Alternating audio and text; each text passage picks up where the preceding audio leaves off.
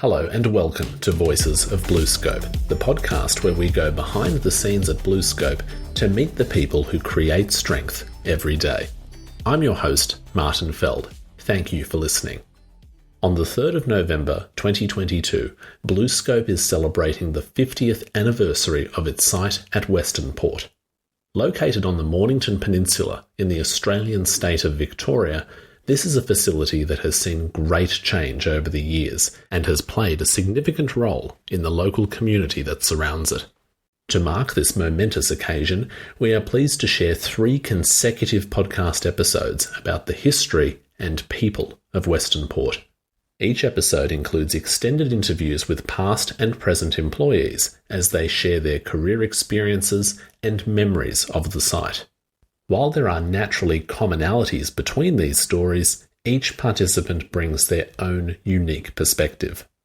In this second instalment, we're focusing on families who have worked and continue to work at BlueScope Western Port.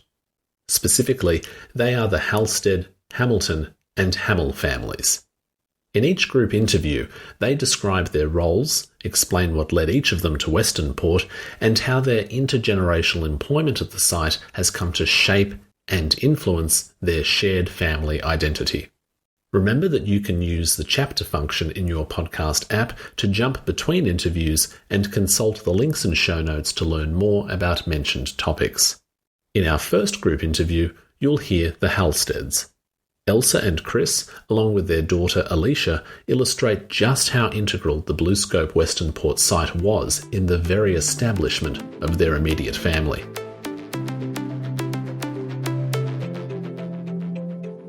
Elsa Halstead. So I've been with BlueScope now for 33 years. So my current role, I'm actually on a secondment. I'm project lead for responsible steel audit for Western Port at the moment.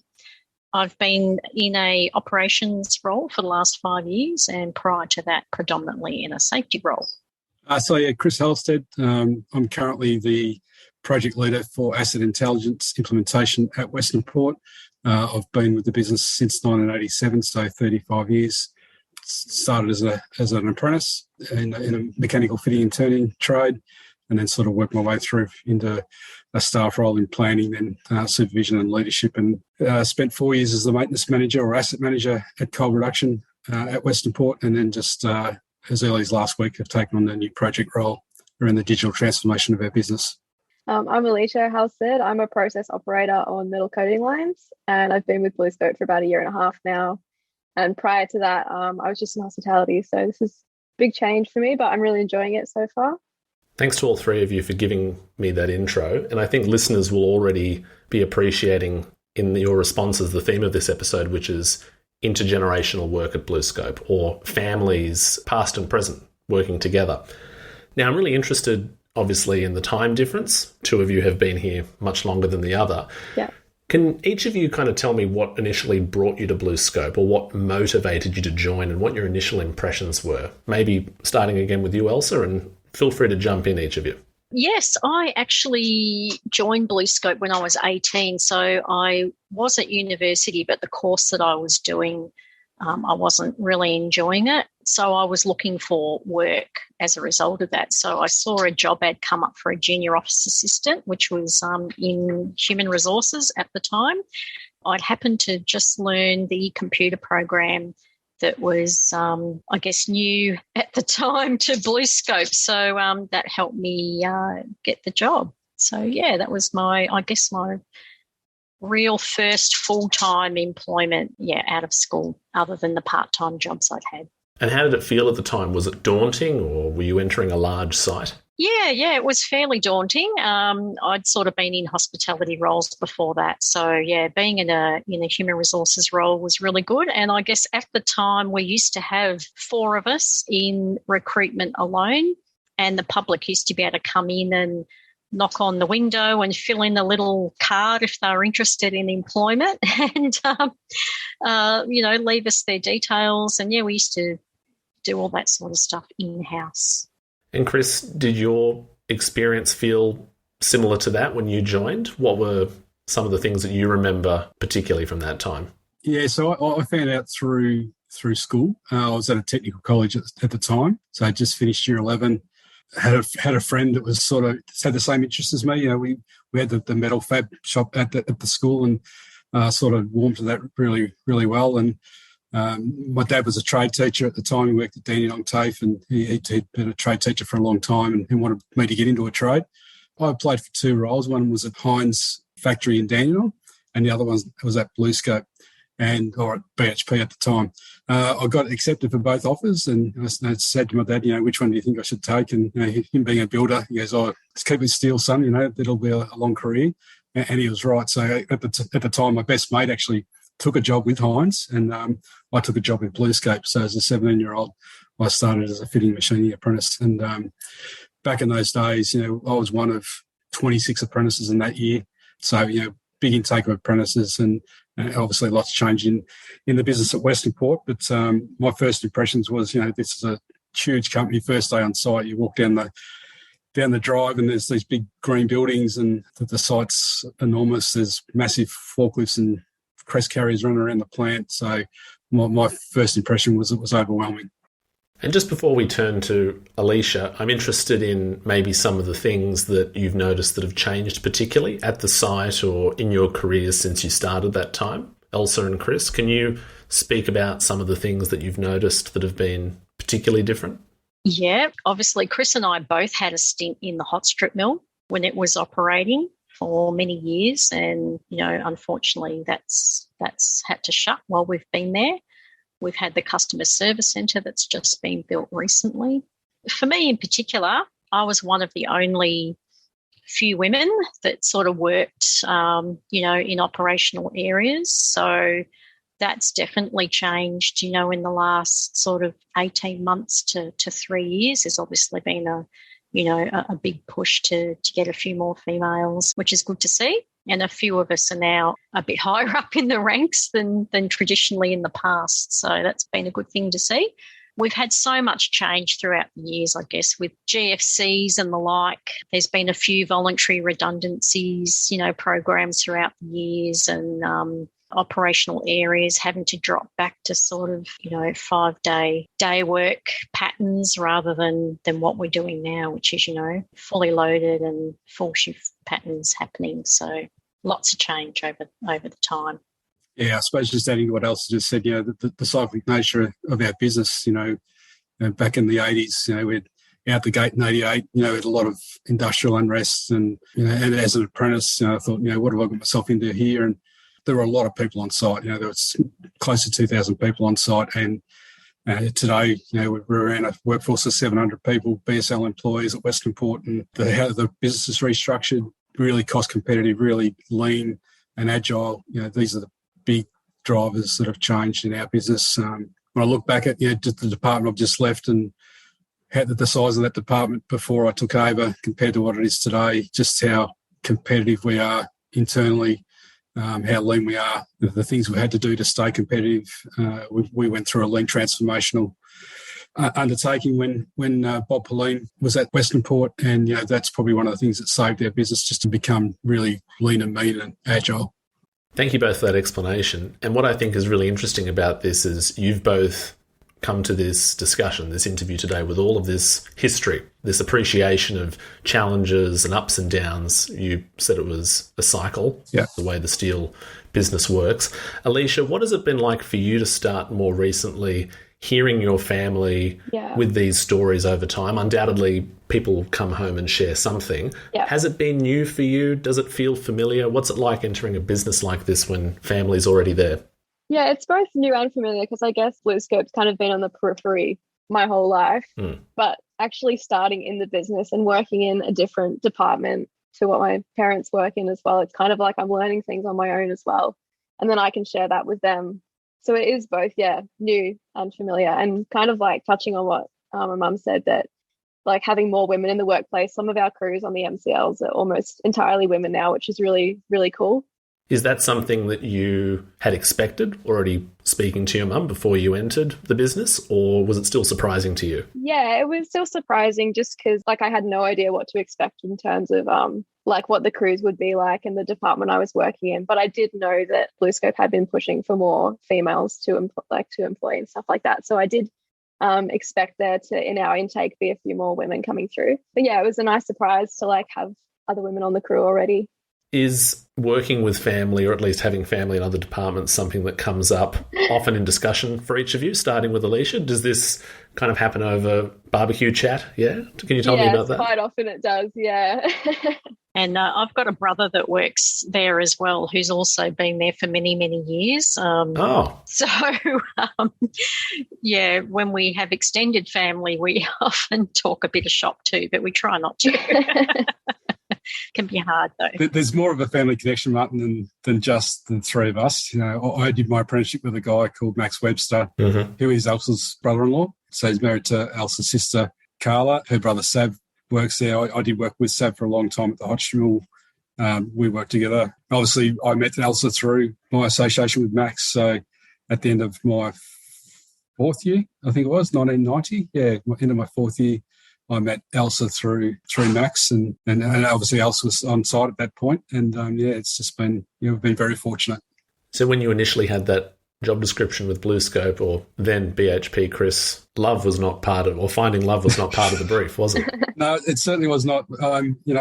At the time, during my apprenticeship, I was heavily involved in car racing, and my best mate moved to Queensland racing sprint cars, and I went up there at the end of my third year with the aim to maybe stay there. And Hayden Smith, who was a welfare officer on site, actually got hold of me and said, no, you come back and finish your apprenticeship, then go up there. And with the blessing of my parents, I did that, and then met Elsa through that period, and the rest is history. I've been at site ever since. We were even married by the industrial chaplain. Really? To work there. Yeah. Yeah. What a great story. My goodness.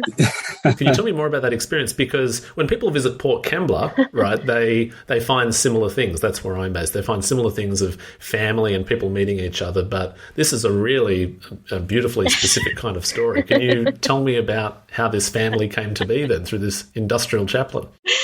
Well, we're both Catholic, and I suppose we were already living together. So the church said, no way, we're not going to marry you. So we were a bit like, oh, Christ, what are we going to do? At that time we had the welfare officer and the industrial chaplain service and all that sort of stuff. And because I worked in HR, I worked very closely with that team. So he sort of said to us at the time, I'm happy to do it for you if you want. If you can find a venue where you want to get married, I'll do it for you. So, that's what we did. So it was fantastic that someone we sort of already had a relationship with that knew us married us. Wow. So steel really is in the family. It's not just some sort of cliche or...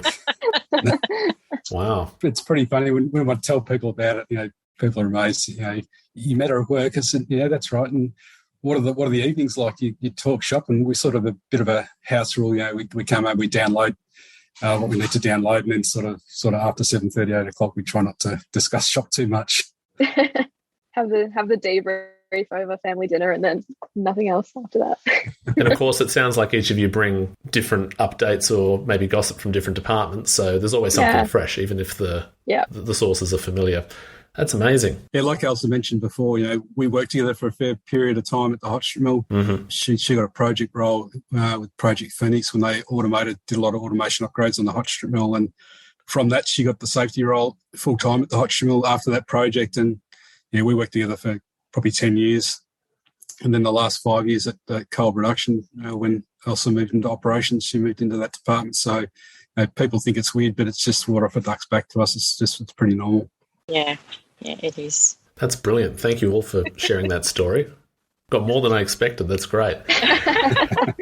I'm really interested in this fact that, and you were just saying it, Chris, that there's been movement through departments. When people join BlueScope, particularly if they have longer-term careers, as two of you had, and maybe Alicia we'll see, there's this idea that you can explore your career or find different places or skills or people across the company. And that's what I'm hearing here. So For the two of you, and also Alicia, even though you're relatively newer, what have been some of the most interesting lessons or unexpected things that you've taken away as you've moved around the company? Maybe somewhere you didn't expect to work or an insight you gained? For me, like I started in a staff role pretty early on. So, I had some really fortunate opportunities as an apprentice. I did pretty well as an apprentice. Got some awards. I got to do work skills and things like that. So I was always really motivated to do the best, and got some opportunities early. Got promoted pretty early to like a planning type role, and then into supervision and leadership. When the hot mill got closed, I thought, that was it for me at Western Port. Went and found another job. Got a call at 3:00 on the Friday afternoon before redundancy. There was a job for me, and that was a bit of a shift for me, going to a maintenance support leader role, working directly for the maintenance manager. And I took on that role on the proviso that I said to Dave York at the time, I want to be a maintenance manager. So on the proviso that you mentor me and train me, give me the opportunities and the skills and learnings to be a maintenance manager. On that proviso, I'm up for it. So 6 years later, I got that opportunity, and here I am today. Wonderful. Elsa, what about you? I have been so incredibly fortunate at BlueScope. I've managed to, complete a course that was fully funded by the company. I did 10 years part-time in job share while I was raising the girls. I've worked in numerous departments. I did a 6-year stint in a safety governance role where I pretty much travelled all around Australia auditing all the different customer-facing businesses that we've got. So I learnt so much about those downstream businesses and how different that side of BlueScope is compared to our manufacturing, operational side of things. I've had a newspaper article written because I was one of the first women in an operations area back in the early 90s.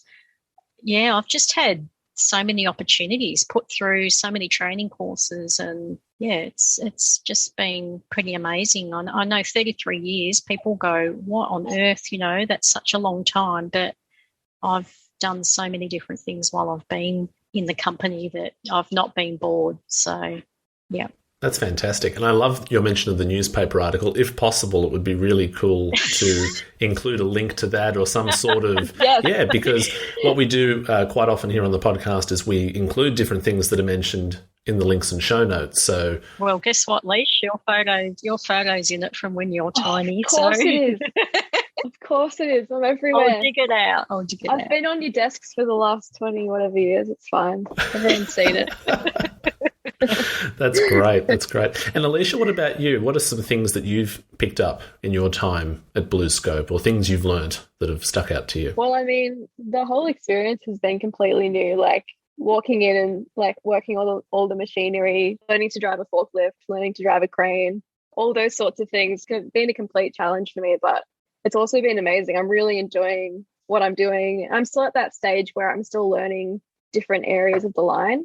So almost every few months, I'm somewhere else learning something new, helping other people learn. So the whole, from start to where I am now, I'm still learning and still moving through the business almost. So I'm really enjoying it. As a family, as individuals, it's very clear to me that BlueScope or the Western Port site in general has kind of informed or been part of your identity, if I can say that. It's helped to even form this family, if I can say that. So for people who are listening who, they may be from Western Port, maybe they've never visited before, what can you say about this area in Victoria, this place where you base yourselves? Because you've moved around, some of you have seen other sites. What does Western Port mean to each of you? Maybe start with you this time, Alicia.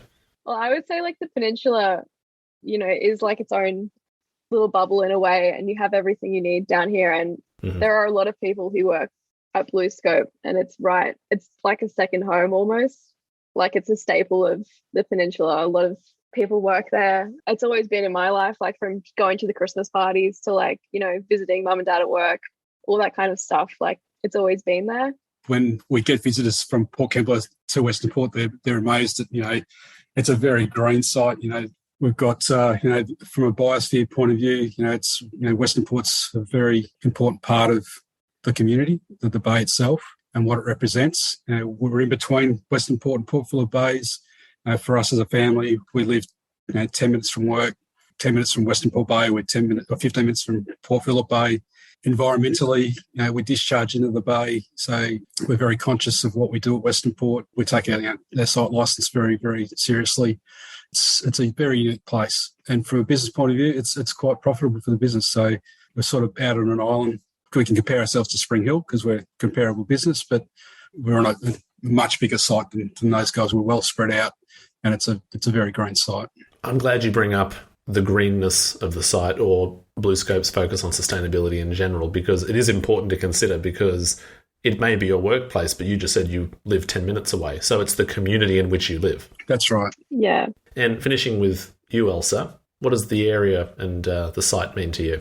Both Chris and Alicia have pretty much summed it up. It's always, the peninsula is always somewhere that I've lived. So to be able to work so close to home is a bonus. And I have spent some of my working career working at other sites where the traffic can be a nightmare to get to those sites. So that's one thing I definitely enjoy, is not having to travel too far. And it is such a green site and an open site that it is actually a nice environment to work in. And the people are fantastic, and they're all from similar areas. As Leash said, it is a bit of a bubble down here, so lots of people know lots of people, and I guess you need to be careful what you say about people, because someone will be related to someone there, etc. But it's just been a really enjoyable place to work, and I think the people that work there appreciate it for what it is and the conditions that we've got. No, that's great. Thank you for that answer. And look, as we reflect on 50 years of the site at Western Port, is there anything that I haven't asked any of you that you'd like to touch on about the site, or what you'd like to say about its importance, or any memories that you have? For me and for my family, we owe everything to Western Port. What we do outside of work, we owe a huge debt of gratitude to the site.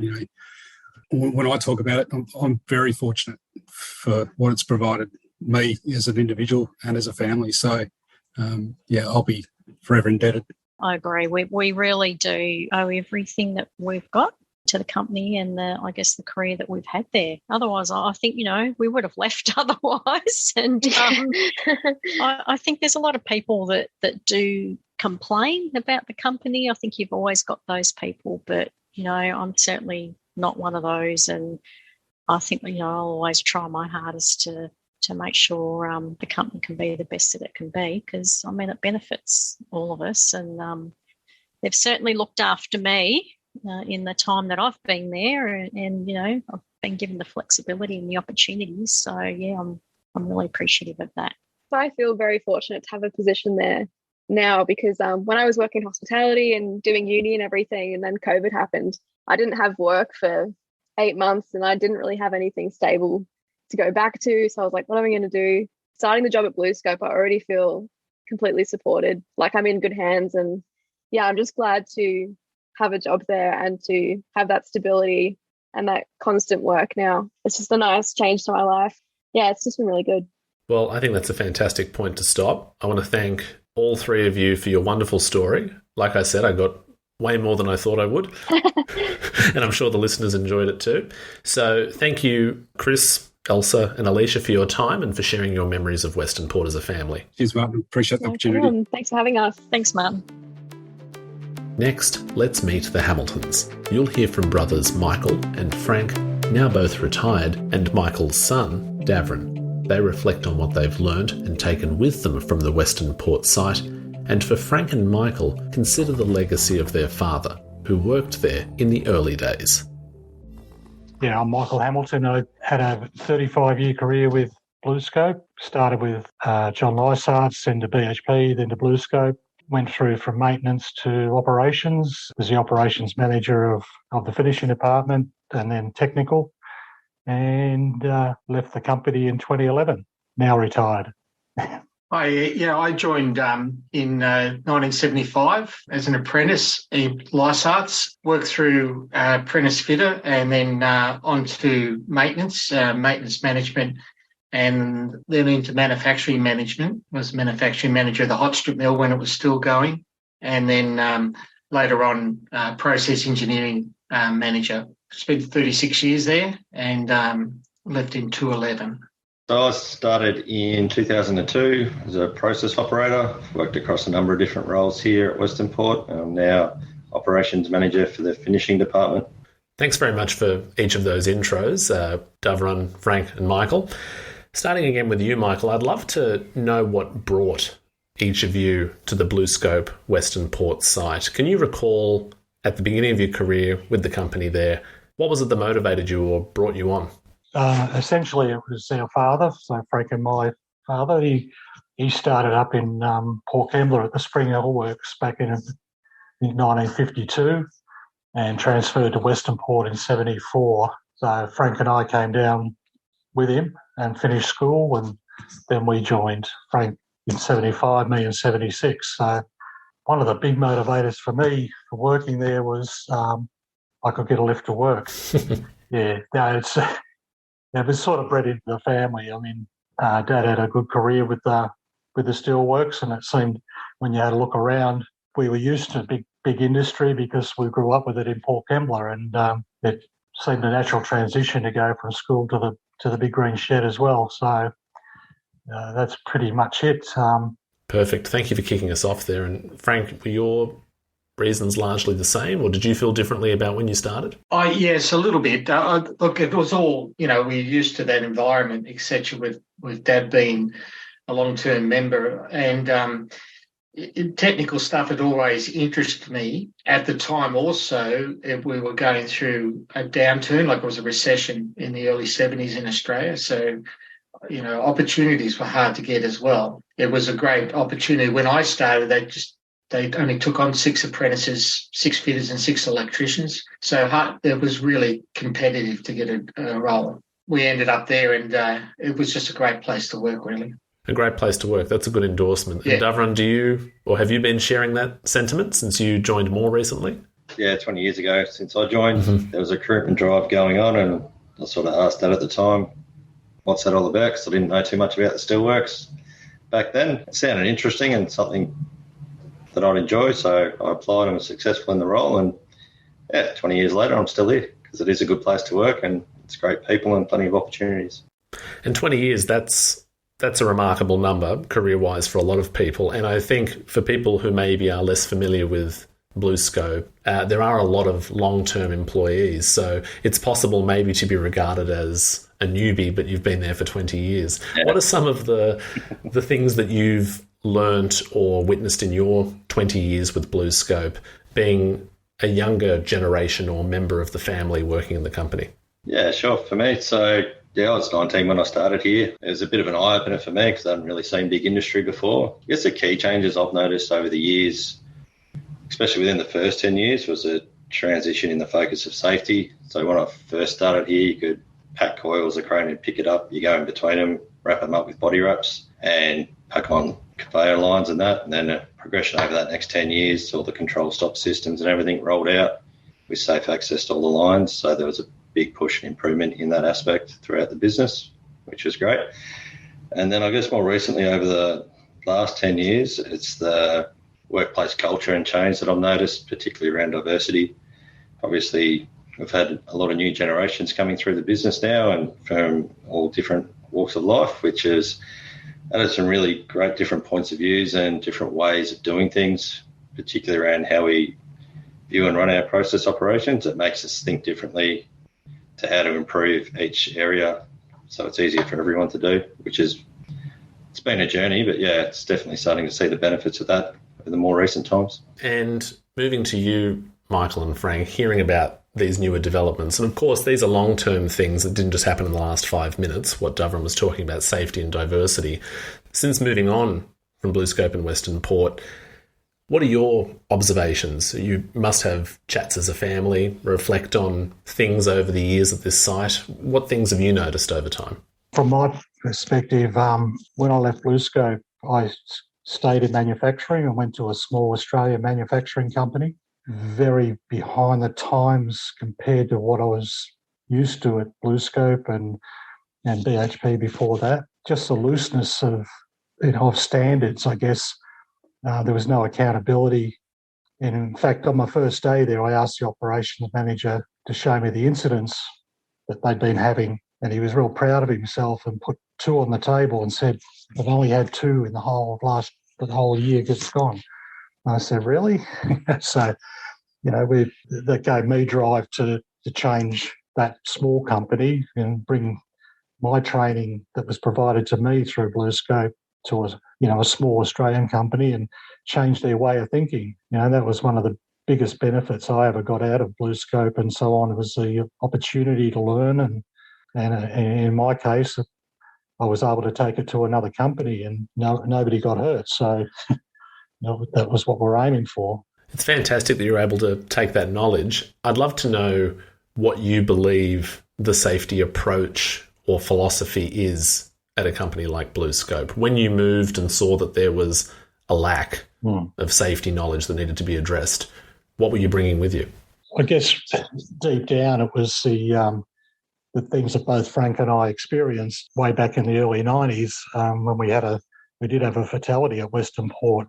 And that to me was the turning point in our journey with safety. And, the business put out the edict that, that's the last one and all those sorts of things. And there was huge programs that were rolled out. The key focus was really on the lost time injury frequency rate and bringing that down, even when new companies were acquired, and we adopted their level and went on the journey of bringing them into the pack and bringing all those down as well.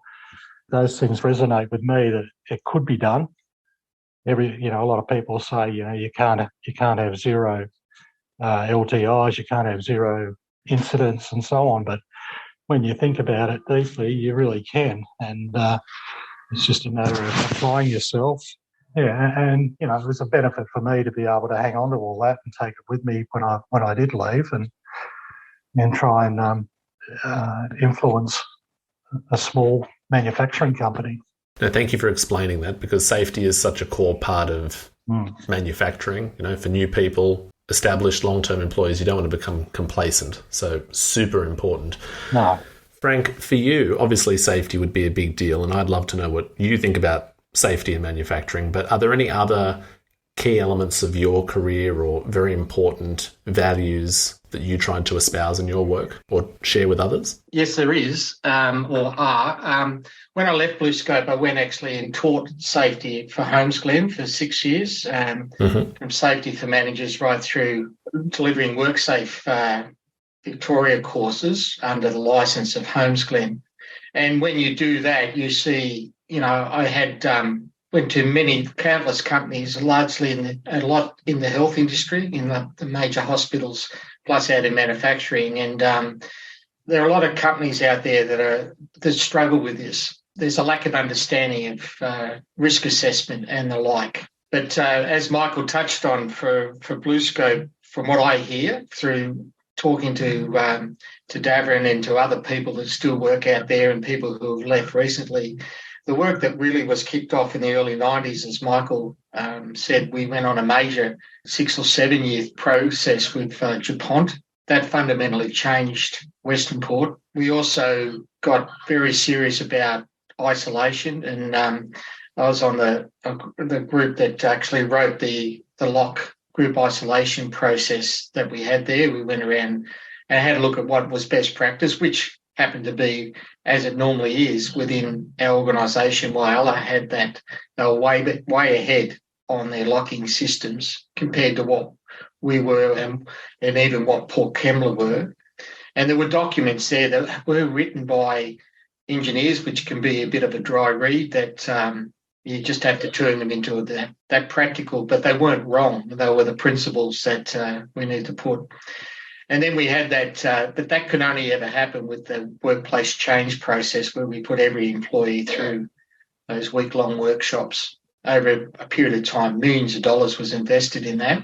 That was challenging because some of the unionised part of the organisation were struggling with that, because that meant people were talking on a different level to us, and that was challenging at times, but I think it fundamentally changed the place and set the foundation, is my firm belief.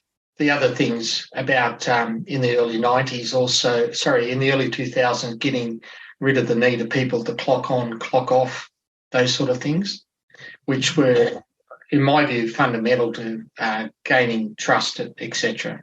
Beyond trust, what do you think removing something like clocking in and clocking off does to a workplace culture? How would you define the feeling of somewhere like Western Port since then? So for me, it was when I pushed that when I first got over the hot strip mill, because you could have someone be promoted to staff, for example. They could be, say, an operator on Friday, finish having to clock on and clock off and get docked if they're a couple of minutes late, 0.6 of an hour and all of this nonsense, and come on Monday and all of a sudden they're trustworthy and can turn up on time. And you also had a ridiculous thing if you're an operator where you've got a hot strip mill or any of these operating stations, you just can't walk away from it. So if your relief for the next shift turned up, well, you can't leave until they turn up. So what's the point? We even had ridiculous things over there. When I took over, there was staff car park, which was close to the gate, and the wages guys had to go down the back. All that sort of nonsense. Their own change room. There were a whole heap of things that, setting up segregation. And those things were low-hanging fruit as far as I was concerned, to build trust and just get people to log in when they work. They had to be signed, if they worked overtime, the supervisors still had to sign off on, and that's proper. They sign off on extra hours people work. But getting them to clock on and clock off, it actually made the supervisor accountable for his people her people rather than... So it's about trust to me. It was really around trust. That's a fantastic insight that you've shared there, because it would allow an equalising or democratising effect for people, whether it's distance of the car park or how shift switches occur. Davron, on to you. You brought up diversity before, taking into account what Frank was just saying about this equalising aspect in the culture. Diversity obviously goes beyond just man and woman. We know that genders go beyond that. Backgrounds, skills, different ways of thinking. What are some maybe examples, or maybe what's the best example that you have of how diversity and inclusion have really worked or benefited Western Port? Maybe a different idea that came out of left field. Yeah, sure. Good question. One that sort of pops to front of mind was when I was over on the Halstead mill as a shift supervisor. We had a number of newer different types of employees there, and what we found, had a lot of them struggling with the older style control handles. They're quite a robust, rigid spring handle that occurred. So it forced us to think differently of what we can do in that space. So throughout that initial conversation with the challenges there, we've been able to review our control panels and come up with a new modern day handle that's easy to manipulate and handle, and it makes it easier for everyone. Examples like that are probably the ones that jump to mind straight off. So different ways of thinking lead to a tangible innovation or effect, is what you're saying? Correct, yeah.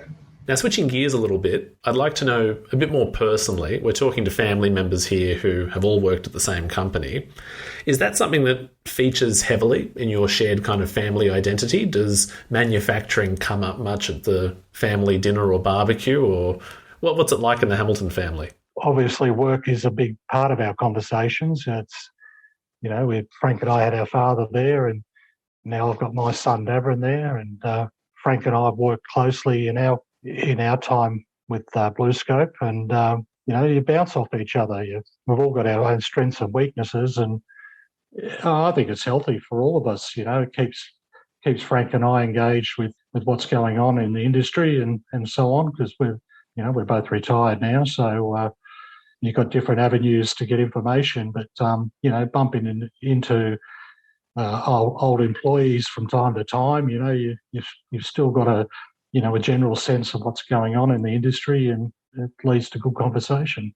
You spent 36 years there from when you were a teenager right through. When I started there, I was thinking back the other day, there was just the stage one was just built, which the coal mill, picker line and coil annealing and one gow line, and finishing where Davron works now in the warehouse, and one paint line with the service shops in between.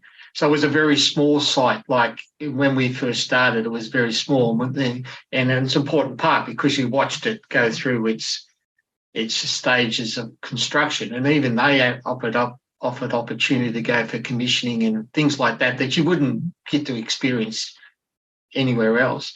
So for me, it's an important part of their life. And what we did post our careers too, that I found that good as well and healthy, because, I went off and did teaching. Michael stayed in manufacturing, and Davron was forging his career there. So there was different experiences there as well. But BlueScope, we watched it all go from Lysarts to BHP, then got spun out to BHP Steel, then BlueScope. There was a lot of change, but it all sort of stayed the same in a sense. But there was a lot more freedom when BlueScope took over. You weren't, BHP tended to, at those days, they were building their mining, so the steel was the profitable bit. Funny enough, it was the profitable bit that would then expand their mining, and then it flipped over.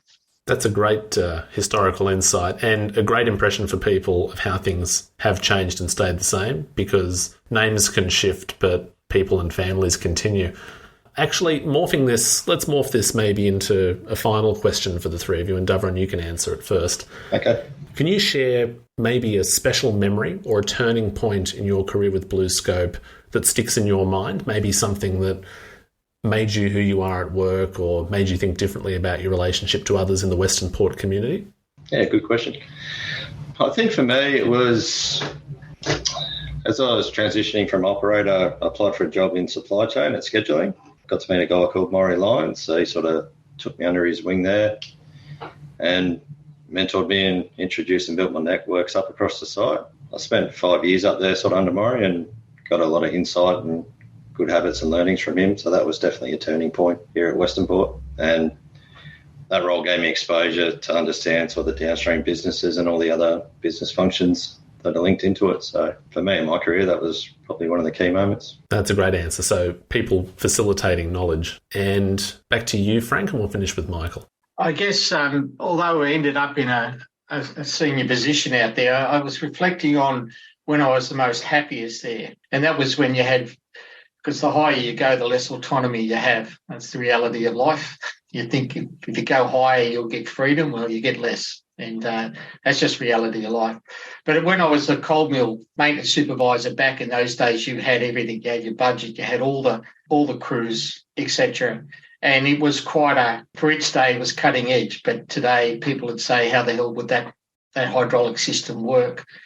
But that was when I was at my most happiest. But those things if you show aptitude for a certain thing, well, you need to, because we were always taught you need to grow and pave the way for the next person. Your job was partly to do your job, but also mentor the next person, a bit like what Maury was doing for Davron, to make sure that someone was ready to take your spot as you move on. No, that's fantastic. And ending with you, Michael, what's a key memory for you? In an overall sense, it was just the learning opportunities, the growth you got out of the different courses that we were able to go on. And an interesting memory for me was a secondment to Thailand to commission a pickle line over there. It was only for a few months towards the end of the project, but it just opens your eyes to how broad BlueScope really was. And just a memory from over there was all the operators and the fitters and electricians and that, they turned up to work every day with their uniforms pristine and ready to go. They really respected the opportunity. For some of them, it was the first pair of shoes they had, but BlueScope looked after them. And it was a real honour to work with those guys. But also to be able to take over there all the learnings that we'd had at Western Port and be able to roll those out and get the buy-in. And you sum all that up, when I did leave BlueScope, everything that I was taught through all those years, I was able to use into the next operation that I was in charge of. So the key for me was just all the learning opportunities we had. No, that's great. And thank you to each of you for sharing those personal insights. And the theme that I'm really getting from the three of you is how important it is to forge relationships, have networks, share knowledge with each other. With that, I want to ask you, is there anything that I haven't asked you about your collective story that you'd like to mention for the episode? I just, for Western Port, just to put Dad in there a little bit. So the reason he was brought down to Western Port was when Western Port was built, there was the car industry in Victoria, but we quickly became the biggest manufacturer in Victoria. But it was hard to find tradespeople, well, people operate the machines, but then tradespeople to look after, which was quite sophisticated machinery. And Dad was brought down to do that. He was in mechanical maintenance, and he ended up coming down to help sort out the coal mill at the time. So he had a long career. He only retired early through ill health, and but he was widely regarded there. And so he forms an important part of what Western Port was about. And a great influence and memory for the three of you, clearly. Yeah, absolutely. Yeah. Well, that's fantastic. As we remember 50 years of Western Port, it's also great to recognise the hard work of people like your father, and obviously regard the legacy and the impact that it has on following generations. So I think that's a great point to wrap up. I want to thank you, Michael, Frank and Davren, for your time on Voices of BlueScope. Thank you so much for sharing your stories with us. Thank you. Thank you. Finally, we cross to our interview with the Hammills. Josh and James are joined by their father, David, and grandfather, Frank. Together, they tell their career origin stories and what it was like growing up seeing older family members head off for their shifts at Western Port. I'm David Hammill. I've been working at BlueScope Steel since 1981. January 1981, I started as a first-year apprentice. I've been through various buildings on the site as part of my role here. I've been here now 42 years, and I was actually brought on board as an apprentice boilermaker when I first started. My father, Frank, who you'll speak to in a minute, he had a significant hand in getting me in the door at BlueScope Steel. It was BHP then, wasn't it? No, Lysaghts. Lysaghts, oh my goodness.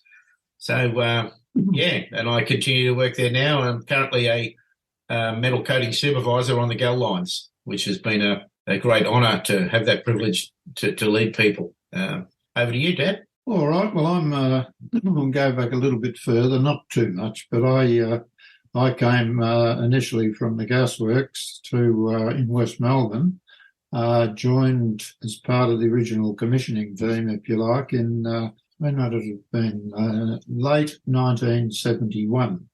I've been with Lysaghts through BHP as we were a part of the time, and then I've never worked for BlueScope as such as a name. I don't think.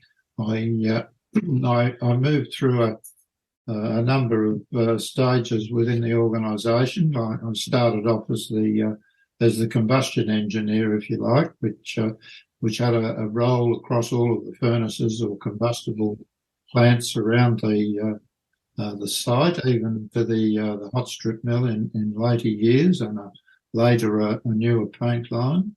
I then became the combustion and services engineer when my old boss, Tony Taylor, moved across to the hot strip mill, and I was in that position, I think, 10 or 12 years from memory.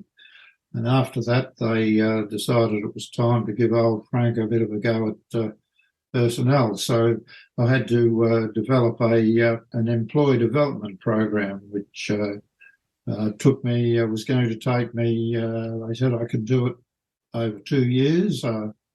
I was there for 5 years and ended up getting quite involved with the training of a lot of people around the site, particularly wages people.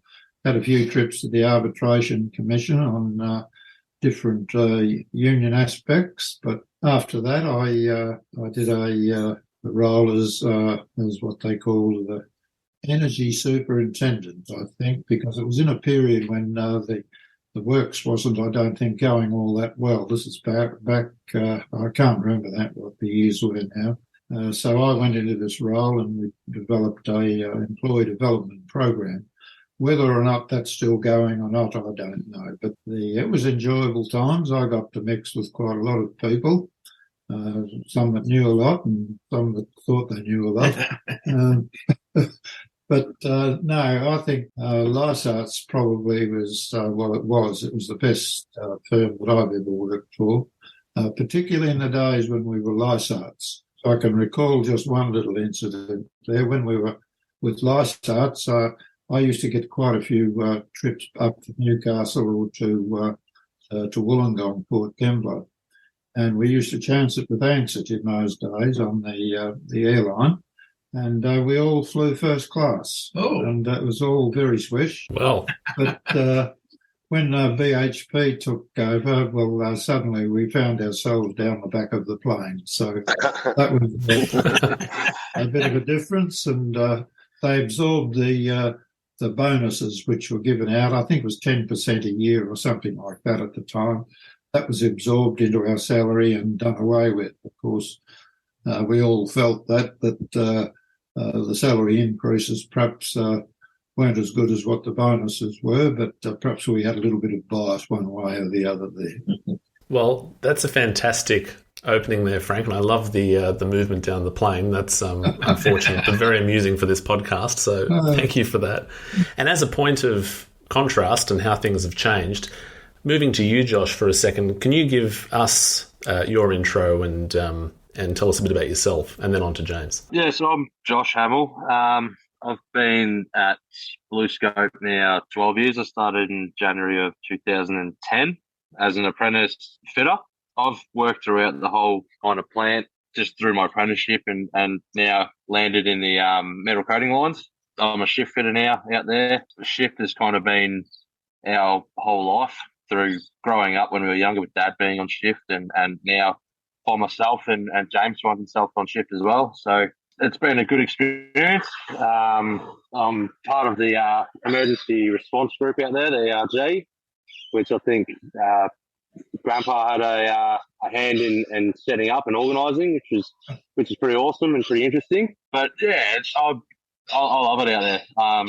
Everything about the place is awesome. Good people, and so far not too many bad experiences, and hope to continue on there for a long time to come. I'm James. I've only been working for BlueScope from 2019. I started in November. I did a lot of other things. I'm 32, so I had a bit of life experience away from BlueScope, unlike Dad and Josh, who are both very BlueScope since, their teen years. I'm a process operator on the paint lines, CPL4, and I'm really enjoying it. I love it. I wish I had been here earlier, like they told me to all those years ago. And, that's it. That's great. It's wonderful to have an idea of each of your experiences and how things have changed, whether over the long term in the history of the company or, James, as you said, being a more recent addition to the team at BlueScope in Western Port. I want to shift back to David for a second. You're wedged in the middle here, generationally speaking, I suppose you can say. And it's very clear right here that there's an identity with the company, within the family. James has said you were telling him a while ago that he should join. Yes. He's finally followed that advice, and here we are, speaking to the four of you. Can you tell me a bit about BlueScope in Western Port and historically before that name change, if you like, and what it means to this family? What does it mean to be there altogether? Sure, Martin. Look, BlueScope, when I first came along, was a giant place for me as a young boy to come along to.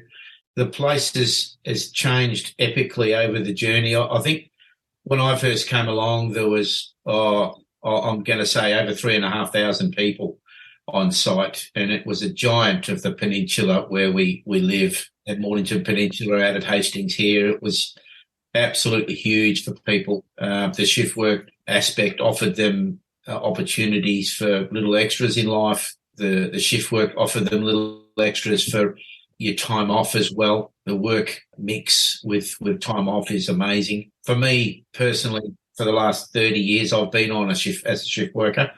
And I think I like the shift work better than the day work now that I'm used to it. My whole family is rolled around my shift work over the journey, and now they're actually working their own shift patterns as well. Luckily, we're all on a shift pattern that is somewhat complementary with each other. We don't miss out on each other's lives. I'm on B crew, Josh is on C crew, and James is on A crew. So, and they all intermingle, and we can see each other. As a family, growing up as a young boy watching Dad go off to work at BlueScope, I used to wonder what that was like, what Dad's work was. And then I got out there as an apprentice boilermaker out there, and it was a giant of a place, the cranes and the crest carriers. And for me, one of the biggest moments was the hot strip mill when that opened. The scale of the hot strip mill and the process of the slabs going through it was just so spectacular. It was something that we left a little 16, 17-year-old Dave was very wide-eyed, And for our family, I guess, a few years into that career for me, I didn't know it was a career at the time. It was just a job that I was doing. I like cricket better.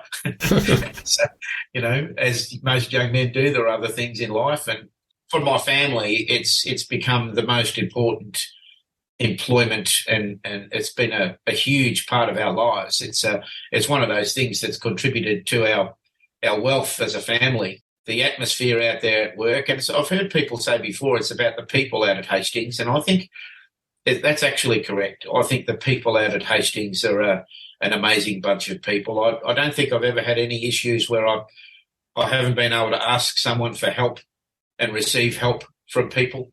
As we go through our working lives, you always hope for support and assistance in your job to enable you to do a good job. And I do feel that there's a BlueScope family, we call it. And if you ask for help, you're going to get it. And I've never had any shortage on assisting people assisting me and helping me along with the job that I've had to do. In every aspect that I've had to do my job, I've been a boilermaker and a tradesman and a shift breakdown tradesman. I've worked on production. I've packed coils, and now I'm supervising people packing coils. I find that the progression in life for me has been pretty wonderful to be a supervisor, to think that they can actually trust me to run a multi-million-dollar metal coating line and captain a team out there is just something that's been a real hit to my ego, to be honest with you. I'm really proud. It's fantastic that you've had that kind of, I suppose, adventure along the way of trying all these different things and coming to that supervisory position. And I really like the way that you characterised it as a family there, because you're not just referring to this family on this podcast recording right now, are you? You're talking about people elsewhere beyond on the site. Is that right? I've got life friends out of BlueScope Steel. That's great to hear. And I'd like to pick up on that point that you were saying, David, but turning to Frank. Frank, when you hear David saying that he remembers from his childhood seeing his dad go out to work at the BlueScope site, under a different name then obviously, going out every day, coming back and being transfixed or really, really interested in that work that you did, how does that make you feel, and what do you consider when you see following generations doing some version of what you did? Well, it makes you feel, well, you are quite proud. Having contributed, if you like, in some way influencing David and his family into having association or being with Halsteads or with BlueScope, as we refer to it nowadays. I think David made a very good summary of the situation as it was, and I'll say as it was in the past, and has maintained that sort of an environment, if you like, right through until today. And from what I understand, the people of Halsteads today are a family. And the thing which I used to like to see from time to time, and I think it's still there, that if an operator or someone, a supervisor, even wanted to go and have a chat with the works manager, there was no problem in doing that. Whereas as in other companies, now you're lucky if you can send a text to them, I think, and it's good that I think that tradition still holds firm at Halsteads. Actually, Josh's comment, I just heard recently that he's gone into the fire department, I think it was, and it made me smile a little bit, because when we first started, this was back in 1971, 72, we had this nice big flash fire truck there, and they were looking for someone to sort of develop a fire crew or fire system to go with it. So, oh yeah, Frank, you'll do. You come from a gas works, you'll know all about that. So, could you look into that and set it up? And I thought, Christ, what am I going to do? I know nothing about it. I know how to light a match, but I don't know how to put it out. But anyhow, it all worked well, and I often remind them that they've got a Furphy over there, and the Furphy was bought by me. And the story behind that, Josh, is that I used to work on a farm when I was a kid and a youngster, and we had a garden right up the back, and the watering, which kept all the manure, and God only knows what to manure the garden, it was all stored in a Furphy. And, of course, I was asked to get a tank to put in. I thought, well, the only one I know is a Furphy. So I got onto Shepparton, got onto Furphy, and they said, oh, by all means, and provided this. But I tried to put the hard word on them to put a motor on the front of it, but they wouldn't do that, so I had to put the motor on. But that's just a little bit of a side shoot there, just something that always amuses me in that field. And I'm sure you'll go well, Josh. Absolutely. I just wait to see you on the end of the hose. Yeah, the Furphy's still there. She's still sitting there at the back of the fire station. Oh, well, yeah, well, it might end up on someone's farm one day. You never know. But look, I'm quite proud of all of the family. I'm looking here at a big family photo at the moment, and it's all my lot, or our lot, if you like, and it gives you that feeling of belonging, or starting, or whatever you like to call it. But I'm pleased to hear that Lysart is still as popular amongst its employees as what it always was. And I'm sure that my boys get a lot of satisfaction over the work that they're doing there at the moment and making a big contribution. So whether or not there's any more that you'd like me to add, I don't know, but just ask. I'll try and remember it all. Oh, look, I mean, that's great. Don't be too modest. And I love side tangents. There's nothing wrong with some mention of the farm. And look, the fact that the word manure made its way into the eventual podcast transcription is fantastic. I love that. The other thing too, when I retired, I was a little bit of a loss. I retired reasonably early, actually. The hot strip mill was in full swing, and they wanted to start what do they call it, the visitors? Of the tour guides. Tour guiding, that's right. So let's focus on words. So I volunteered as a tour guide. So for 10, 12 years, I was one of the tour guides. There was about 4 or 5 of us that used to conduct tours around the site.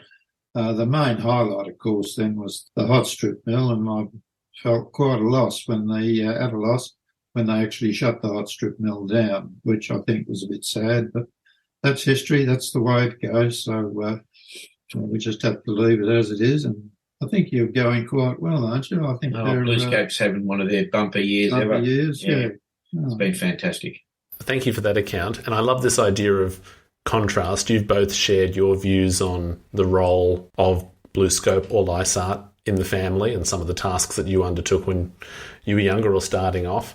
Turning to you, James, can you tell me about what it was like to actually join the company? Your dad spoke about that feeling of scale, how big everything was. What did it feel like when you joined, and what are the tasks that you've come to learn, the different skills that you've adopted in your work since then? Thanks, Martin. Yeah, so it was at first I was a bit scared, actually, because I'd never worked in anything even close to what this place is. It's just enormous. So much different stuff, cranes and coils and all that sort of stuff going on. So, but I think for me, the most important, like coming from working in small businesses and then working here, the opportunity. This place will give you whatever you want to get out of it. If you want to work hard, then, and you can get places and opportunities to do different stuff. Like Josh said, the fire crew. I'm actually a rookie in the fire crew as well. So I did that because Josh kind of pointed me in the right direction there. But it was overwhelming for a week. And then I got into it and thought, I can do this. I've worked with big machines and stuff, but opportunity in BlueScope is if you want to go somewhere, you can get there. You can start at the bottom and you can one day get to the top if that's what you want to do. So that's one thing I love about it. Perfect. And Josh, do you share similar views, or what's your experience been over a longer period of time with BlueScope? Some of the things that you get out of your work? Yeah, fairly similar to what everyone's kind of said. It was a kind of similar to Dad. I remember days when we were younger going to pick up Dad from work. We only had the one car back in the day, and early mornings and afternoons going to pick Dad up from work and seeing him walk across the roadways there and just kind of imagining what's going on inside.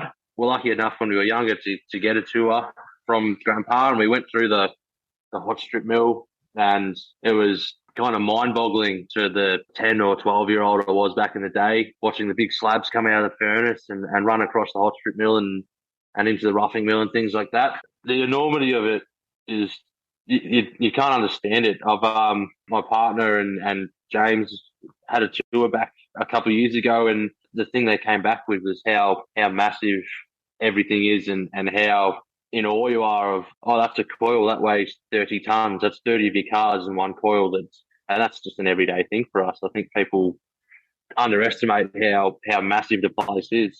But yeah, through the time, similar kind of start to Dad. I started as an apprentice, and you kind of locked away in your training area, and you do your first year of training there, and then you're released out onto the line. And it's crazy to think how big the place is, and the machines that you get to work on, and the people you get to work with that help you with this stuff is awesome. It's crazy out there. So similar to what James said, if you want to if you set your mind to it, you can move your way through the ranks, and whether it's from trades moving into more of a leadership role, or if you want to be production and move into leadership, there's always the opportunities there for training and upskilling, and what it's done for 3 generations of our family, as well as we've had uncles move through the place as well. And what BlueScope is for us is, like Dad said, a family. We've all benefited from it, and hopefully we can continue to for many years to come. But yeah, that's kind of BlueScope to me. It's lifelong friends and experiences that I'll never forget. That's it. One thing that Josh said, I remember as kids packing into the car, and Dad would be pulling an overtimer. So he'd be staying longer than his 12 hours or whatever it was. And we'd rock up, we'd say, "Hey, Dad, there's his sangers." Mum would give him a packet of smokes. Back in he went for another 5 or 6 hours or something. I remember it vividly. So I remember that, Josh. That's lasted in your brain, that very vivid image. I'd like to go around the circle here and get from each of you, starting with Frank, then David, Josh, then James, a key memory or something really important that you learnt or are learning in your period at the Western Port site. The memory, I suppose, was there of how lucky I was to be able to get a job to get to Halsteads. I took a year off from the gasworks, or after I left there, I went back to university for a year to finish a course. And during that year, jobs were pretty tough to get. And the job came out in the paper looking for people combustion officers for the new steel plant down at Hastings. So I put in for it, and I got a nice interview, and that was it. And so I went home, and on the phone, my wife, she says, "How did it all go?" And I said, "Well, it went pretty well, actually. I should hear soon whether I've got the job or not." It took about 2 months before I even heard from them again. And I thought, I'm gone. No worries. So I forgot about it. And then out of the blue came an ask that, yes, employed, and we'd like you to start on the 25th or 26th of November, I think it was, in 71. So I rolled up down there into this little shed that was down on the corner of the works near what they call, I think, used to be the gas station, where all the gas comes into the works. And there was about 14 or 15. I had to go through a month or so of training, learning about the plant and what to do. And eventually, after all this was done, we went to different parts of the plant to start our job. I think even today, I think back, if I'd have got another job somewhere because they hadn't contacted me in that month, I would have missed out on all of this. Listening to the boys today, contributions they've made and are making, I think it would have been a big mistake or something that I wouldn't have missed because I wouldn't have known about it. It would be something I really would have missed out on. And but there are things that perhaps I should remember better on the plant. But in terms of exciting incidents or anywhere where I've been involved with anything dangerous or humorous or anything that stands out in my mind, I'm struggling now. I'm trying to think what they might be. I used to enjoy the lunches that we used to be able to have in days gone by, something these boys probably wouldn't remember, but we'd have visitors come to the site and that the automatic thing that you do was, oh, would you go out to lunch? And so, oh, yes, we go out to lunch. Sometimes I'd pay, sometimes they. Well, when I say the company paid, but you'd start lunch at about 12:15, and you'd finish lunch at about 3:15, 4 o'clock or whatever. And then you used to drive out from where you were working and you decide, do I turn left or do I turn right? And right was on the way home, left was back to the site. And then I think it was, there were all the fringe benefits that were around in early days. But now none of those sort of fringe benefits, it's all tied up with the efficiency now, of course. And there's some things that you sort of think, well, I missed those, but I should never have really had them in the first place, because you shouldn't have. I'd just be interested to hear what the boys have to say, what some of the funny things are that have happened to them. Because you hear every now and then, you hear a little rumour, or did you know that Joshua, or did you know that James or David did this or whatever? And I often say, well, no, I didn't know that, and never find out any more about it. So I'd be interested to hear what they have to say. Well, David, that's a good segue to you. Yeah. Is there a key memory or story that sticks in your mind from your experience at the company? I did have a bit of a think about this before our podcast, and I thought there's a couple there's a lot, but there's a couple I could mention. I had a epiphany with safety decades ago that turned me around. I was a shift boilermaker, and my job was to go and weld the strip in a pickle line looper pit. The strip had come apart. My first supervisor on shift, he basically pulled off a fence. They unbolted a fence, a guardrail that was on the looper pit. There was no such thing as, well, there was no pressure back in those days to put isolations on, run out job packs or toolbox meetings or anything like that back then. He said, there's your welder, plug it in, go and cut a funny shape in that strip and jump onto the strip and weld it up for me. And I said, yep, no worries, boss. And away I went. I jumped onto the strip and I said, what about, should we be isolating this strip, this looper? There's only a couple of bridle rolls in between it, I don't want to go sailing down like I'm surfing on a wave if things start up again. So I actually jumped onto the strip and he said, don't worry, Davo, I'll be here. I'm on the tension button. I won't move, and no one will come near this button while I'm here. You just jump on and weld it. So I jumped onto the strip. I put my welding screen down and I started welding. And 20 minutes later, I'd finished my job and I pulled up my welding screen and I looked for Tony at the button, and Tony was nowhere near the button. He was having a cigarette. Oh, no. 40 metres down the way, talking to someone. No one was on my safety device, my tension button.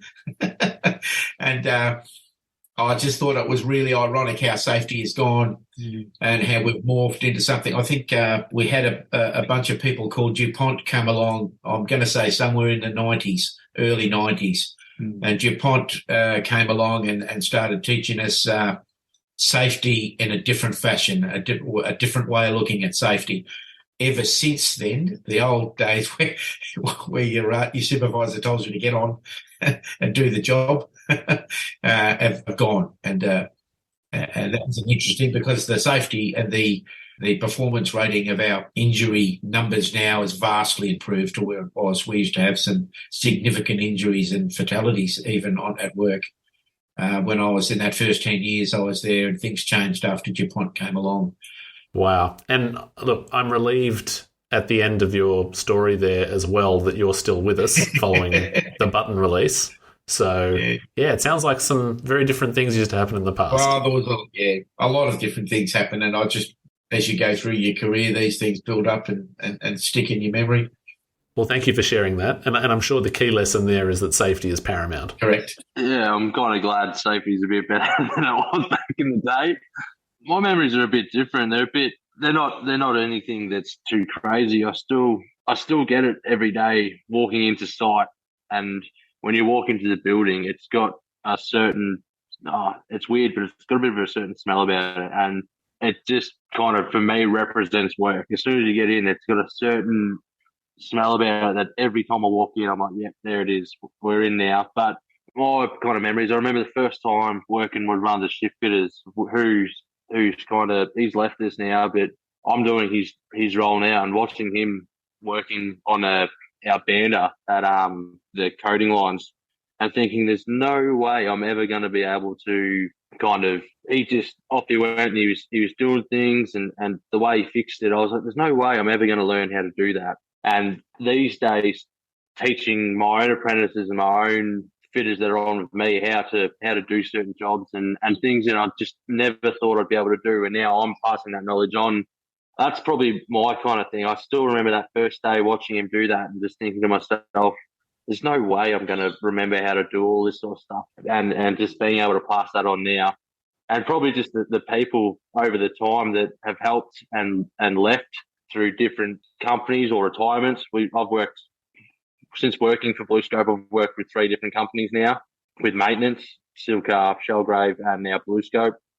And just the different people that have helped me along the way, and just the different people that have come and gone since starting, even in 12 years. Like, it's amazing how many people have come and gone, and how each of these people has kind of helped throughout my whole working career. That's probably my main memories of that, and just the lifelong friends that I've made along the way. They're probably my key kind of memories and thoughts so far. And that's a great way to sum it up, just the different relationships that you make along the way in any job, anywhere where you have to interface with other people. That's great. And finishing off with you, James, what's a key one for you? Yeah, Martin, like Josh said, a lot different to Pa and Dad. Safety is paramount now, and I love it. Safety is the most thing. Even though it's a business, we're here to make money. If something's not safe, any person can say, I'm not 100% happy with that, and it gets dealt with. So that's important. My memory, I remember the first day packing a coil, and I remember thinking, this can't be all you have to do. Like, and people said to me, like, oh, I hate packing coils. And I thought, from that day, and I still think it 3 years later, I could do this forever. If that's what they want me to do, to throw some steel straps in and clip that sucker down, I'll do that forever. So that's just a little memory from my first day. Unlike the other guys, I'm still learning. I'm still learning the jobs, places around the plant. I haven't been a whole heap. The paint line's off on its own. But, I remember my first day packing a coil and thinking I could do that until I'm 60. I'm proud of the fact that I can say that 3 generations have been through BlueScope, and 2 generations still work there. And being able to have the conversation with Grandpa about what's going on at work, and him understand for the majority of what I'm talking about. And he's worked on the same lines. And like he said about the hot strip mill, I remember he was there when the hot strip mill started. I remember being there and watching the last coil go through the hot strip mill, and that was a pretty big day. Like, I remember sitting up on the gantry watching that last coil go through, and that was a big day and a big deal. And just knowing that Grandpa was there at the start and we were there at the end, that's pretty massive, I think. And for most people, they wouldn't think much about it, but for our family, knowing that we've got that kind of history, and the fact that we've worked out there, and it's been such a good place for us to work, and it has set us up for our lives, it's pretty massive. Yeah. It's amazing, isn't it? Pa said something just before that clicked a memory in me that, just the thought that, but for that, he had that 2-month wait, waiting to see if his job interview resulted in employment at BHP or Lysa. But for that interview and subsequent hiring, none of us, I venture to say, would be at BlueScope today. I've worked there all my life. I'm a lifer, as they call it, 16 years old, and I'll be retiring somewhere after 60 with some very, very fond memories of BlueScope Steel and the people that went. I may actually have to work a little bit longer because I don't want to leave it because that's how deep it is in me, Well, I think what you've just said there, David, actually brings it to a great finishing point for this conversation. And I can't help but be reminded, I don't know if any of you are fans of the film franchise Back to the Future, but people in those photos being erased if history changes. Had he not waited for that 2-month period, absolutely, where would you all be? Yes. Would you be around? Absolutely. What would the photos show? Well, That's it. So with that, is there anything that I haven't asked you that you would like to finish off with, or any final statements before we conclude the recording? I hope it's interesting to people, and I hope that there's more Hammills down the track. I hope, Josh, your daughter's there one day yourself, and you can, roll on BlueScope. Let's go for another 50 years because it's been a ride. I'd like to say thank you to Martin for organising this as part of the podcast. I think we've all enjoyed it, and I think we've all probably learnt a little bit ourselves, if I could put it that way too. No, it's been a good session, and I thank you for it. Not a problem. Thank you to all 4 of you for participating. It's great to have your stories as part of the record here. Wonderful to have all of you on Voices of BlueScope. Thanks for your time. Cheers. Thank you. Okay. Thanks, Martin. Cheers. Thank you very much, mate. Have a good day, mate.